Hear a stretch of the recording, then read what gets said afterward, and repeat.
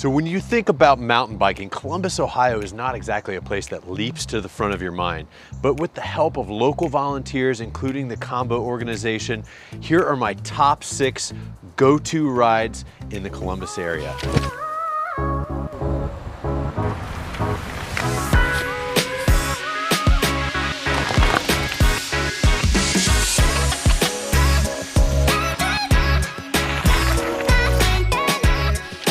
Hey guys, Andy Howell here, local real estate agent and thrill seeker here in the Columbus, Ohio market. In today's video, I wanted to bring you my top 6 mountain bike rides here within striking distance of Columbus. But before I do, please reach down, hit that subscribe button. We've been making awesome videos all about Columbus, the fun things like mountain biking to do here, different neighborhood reviews, and just what it's like to live here. So Columbus in general is fairly flat.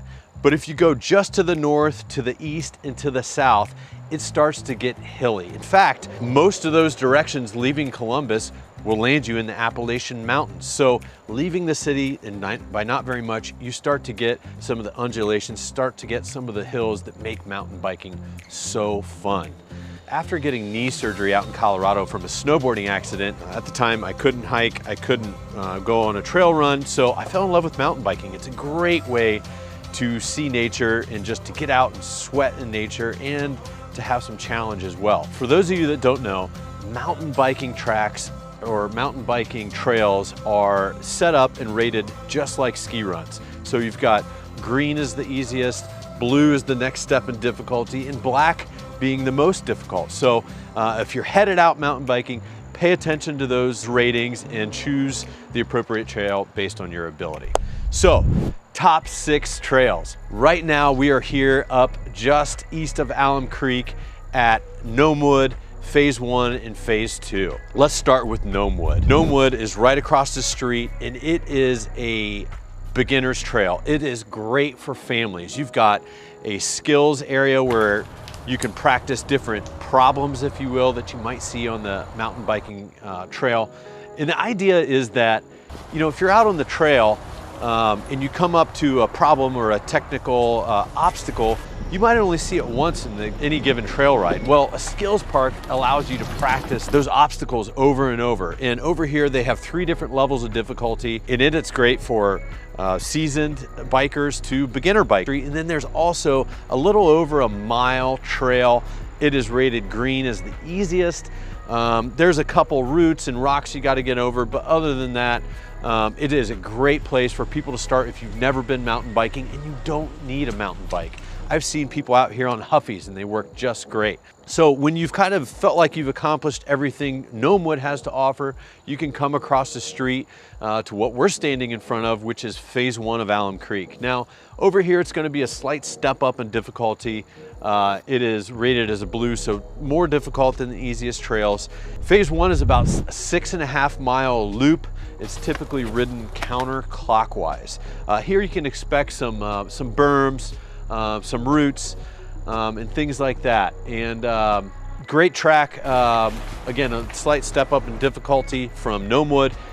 Once you're done with this or feel like you've accomplished and mastered everything Phase 1 has to offer, or if you're just looking for a little bit more difficult of a ride, you can head right down the road to Phase 2. Now, Phase 2 is about 5 miles, and it's gonna add more of that, some of the technical features and obstacles that you're gonna see in Phase 1 here. More roots, more bridges, berms, and by bridges I mean you can ride over a piece of dimensional lumber like a 2x4 or 2x6. So tons of great challenge there. And both Phase 1 and Phase 2 are right along Alum Creek. So as you're riding along, you can get great views of the water there.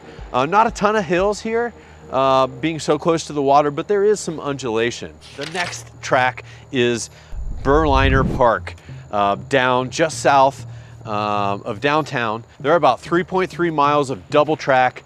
It is rated as not the easiest, slightly more difficult. There are some technical features here. There's also a skill park down here. So my third favorite mountain bike trail is located in Lithopolis, just outside Canal Winchester and Chestnut Ridge. Now, there are 2 sections of Chestnut Ridge.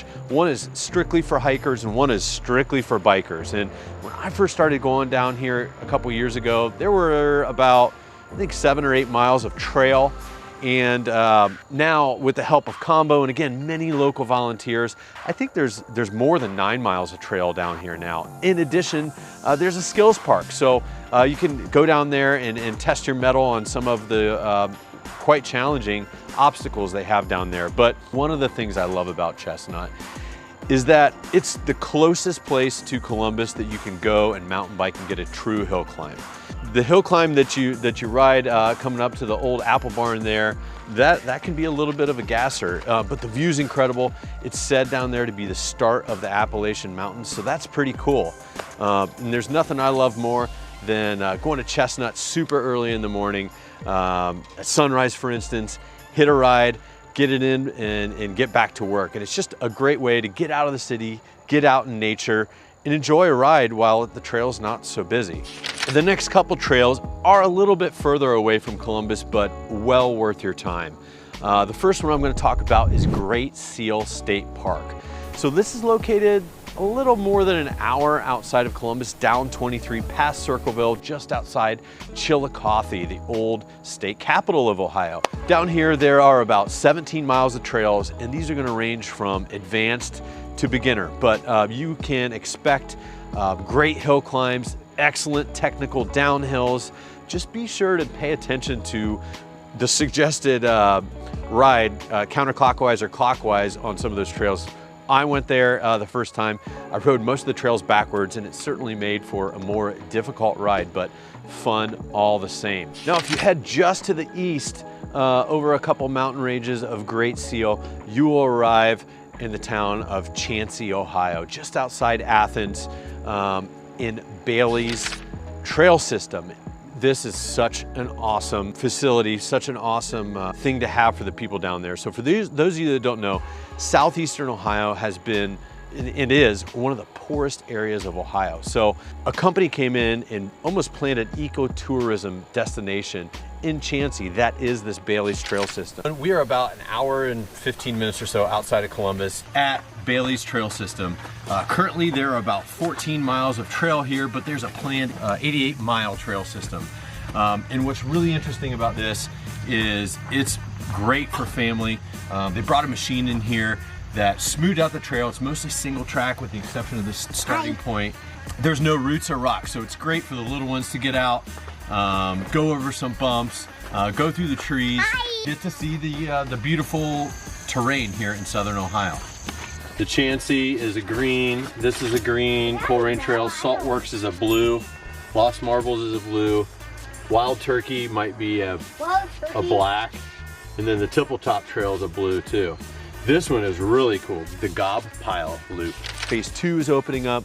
There's going to be an additional 10 miles of trails. For those more advanced riders, you can do some really fun downhills and just bomb them as you're not worried about going over your handlebars, hitting a root or a rock. So fun. And what a great idea to help the people of Chauncey, help the people in that community, and then help them show their beautiful landscape they have down there. So Bailey's is an absolute can't miss here in Central Ohio mountain biking. And the next one of my favorites is Mohican State Park. Again, this is going to be about a little over an hour from Columbus, but we're going to be headed north, almost into Amish country. And Mohican is an IMBA epic course and worth checking out. It is a bear though. It's about 23 miles, well, about 25 miles. And over the course of the ride, you can expect to gain 1,600 feet of elevation. So this really is a gasser. It's a burly trail, but it is worth checking out. There are hemlock forests you go through, and it is so beautiful. An absolute can't miss as well. And there's tons of great camping over there. So if you want to make a weekend of it, head up to Mohican, knock out that trail. So now the last thing I'll say about Mohican is that most of the trail tends to be a little bit sandy. So if it has rained at all, Mohican is going to be one of the first trails to dry. So if you want to ride and it has been raining, that's going to be your go-to. So those are my top 6 rides here. Curious if there's any that I missed. Drop a comment below, maybe some trails that you've ridden and have loved, or just maybe you have some comments and reactions about these trails. Either way, feel free to drop a comment. If you have any questions, hit me up, let me know. Thanks again, guys, for watching. Have a great day.